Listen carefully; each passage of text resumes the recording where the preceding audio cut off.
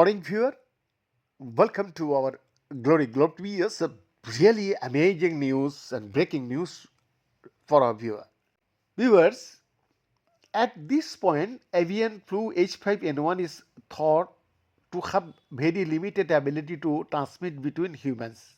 But a recent case in British Columbia with an unknown source of transmission has piqued the curiosity and concern of scientists, including York University professor Syed Moghaddas.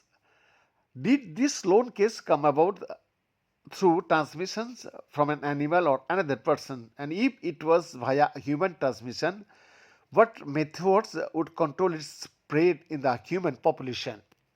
That is the main question.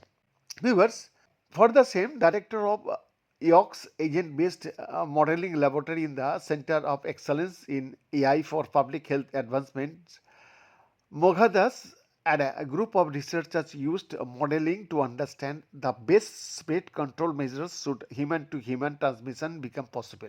So the idea was, let's evaluate some of the interventions that we usually implement at the very earliest stage of a disease outbreak or emerging disease, which we know very little about, he says. For the research, containment scenarios for post spillover transmission chains of avian influenza H5N1 from poultry to humans published in Nature, various scenarios from isolations to vaccinations before or after a spillover event were a model.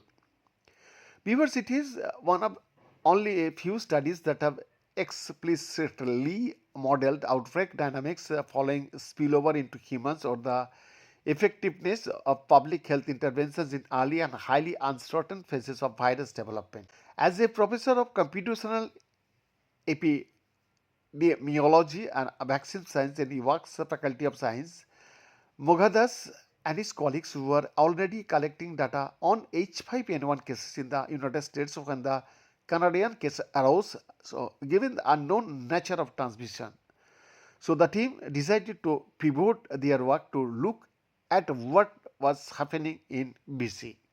BNS exclusive report, Glory Globe TV, Delhi, Bharat.